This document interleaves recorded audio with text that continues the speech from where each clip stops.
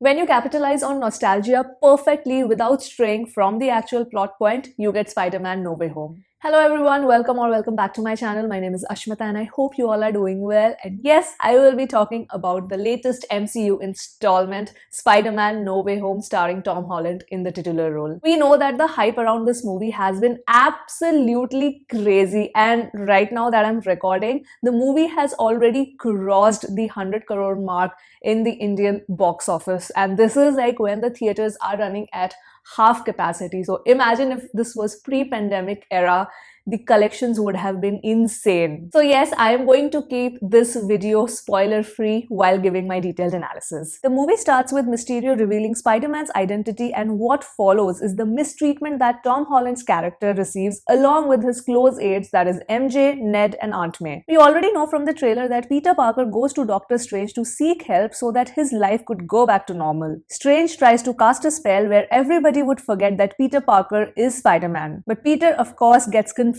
because he doesn't want MJ, Ned, Aunt May, or say the Avengers to forget who he is. And in the process, the spell gets botched up. What follows is the crack in the multiverse, and we see all these supervillains show up one by one. Now, if you've already watched the previous installment, which is Spider-Man Far From Home, you already know that there was a mention of the multiverse existing by Quentin Beck, though of course in the later part of the movie we knew that he was lying. But Spider-Man No Way Home confirmed the existence of the multiverse, and we know for a fact that we will get much more in-depth info on it in the next Doctor Strange film. So the skeptics who have been saying that the multiverse is created in this film only for the purpose of fan service, I strongly disagree with you all. For me, apart from the amazing theater experience that I had, what this movie actually showed me is that you can take a complicated concept with way too many characters that we have watched for almost 2 decades and still come up with a cohesive narration. The movie is entertaining, yes, but I absolutely fell in love with the subtext that was part of the narration. The famous quote that we all know, "With great power comes great responsibility," has never hit me so hard the way it did in this movie. Spider-Man as a superhero, as we know, is sort of a loner, but with the existence of MCU, we had gotten used to see Tom Holland always working with a team or having some sort of backup from the Avengers or S.H.I.E.L.D. Also, the MCU Spider-Man is probably the most innocent Spider-Man that we have witnessed. But in this movie, you see that transformation come into full circle where Peter Parker realizes the weight of his responsibility and the weight of the superpowers that he has. For me, honestly, I would say that this movie is the actual origin story of the MCU Spider-Man. And if you pause for a moment and think back from Captain America Civil War till Spider-Man No Way Home, you would realize the unbelievable transformation that Peter Parker's character has had.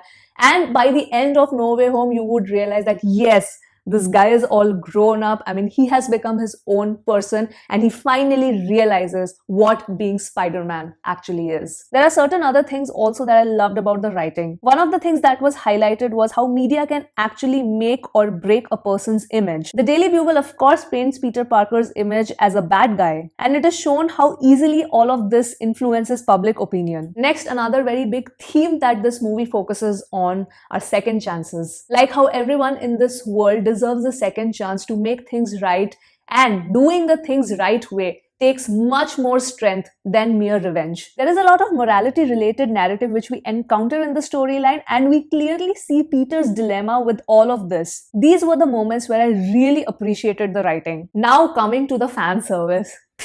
This movie is the ultimate love letter to the Spider-Man fans. This has to be the most, not one of the most satisfactory viewing experience, satisfactory theater experience that I've had in my life watching a superhero film. For so many moments, I just could not believe my own eyes that what I was watching on screen when a particular scene was happening. I was just, no, this is not real. I am actually imagining this. The emotion and the nostalgia is something that I cannot put into words. It is something that you have to experience it. Now, I of course want to applaud the technical aspects of the film as well. Like the CGI is incredible. This is something that of course did not surprise me at all. In fact, a bad CGI would have surprised me. And because Marvel Studios have done it for so many years now, so they are a master of it. And the action scenes look so incredible and engaging. Like there's so many things happening at one point of time, but I was completely into it. Then we have that typical MCU humor, which, well, I expect from all Marvel movies now. And I've gotten so used to it that I have started believing that the MCU superheroes are just plain sarcastic. They're just born with sarcasm. Performance-wise, first coming to the villains, William Dafoe is going to blow your mind away. He was the best performer for me in the film. Alfred Molina as Dr. Octopus is great. No doubts about it. But it is the Green Goblin who steals the show. Also, I was personally so happy to see Jamie Foxx's character get represented so well in this movie. Benedict Cumberbatch, Zendaya and Jacob, they are just effortless. I mean, I truly believe that they are these characters. They are literally not acting. They are just living out these characters. Personally, this movie has gotten me actually very excited for the Doctor Strange film, Doctor Strange and the Madness of the Multiverse. Because wow, we don't even know what all craziness is going to happen there. Now coming to Tom Holland, this guy has just knocked it out of the park in this film. I already like Tom Holland as Spider-Man. I had enjoyed his performance in the previous installments, but this movie just made me love him. There are so many scenes in the film where he is expressing his emotions just through his eyes. There are barely any dialogues, but you just feel his pain, his anger, his insecurities, his love. Is just the eyes, and wow, I absolutely fell in love with the guy in this movie. So, is this the best MCU film ever made? Well, for me, from a storytelling standpoint and from a narrative standpoint, I would still pick Captain America Civil War and Avengers Infinity War. Those would be my top picks, but this movie was the best theater viewing experience for a superhero film that I've had. Like my emotions were at its peak. It's something that really I cannot put into words. I really cannot put into words. This is the happiest I have felt while watching a superhero film. So from a viewing standpoint, as a consumer of superhero films, yes, I would say this was the best one. And as I mentioned before, what Marvel and Sony pulled off, you don't get to see a movie like this on a regular basis. This is literally a once in a lifetime stuff that you get to experience. So yeah, do not miss this movie. Like, watch it in the theaters. Go with your gang of superhero fans and completely, geek out. That's going to be the best experience then. And yeah, those were my thoughts on the latest MCU installment, Spider-Man No Way Home. There are 2 post-credit scenes, so do not miss them because they're very critical and important.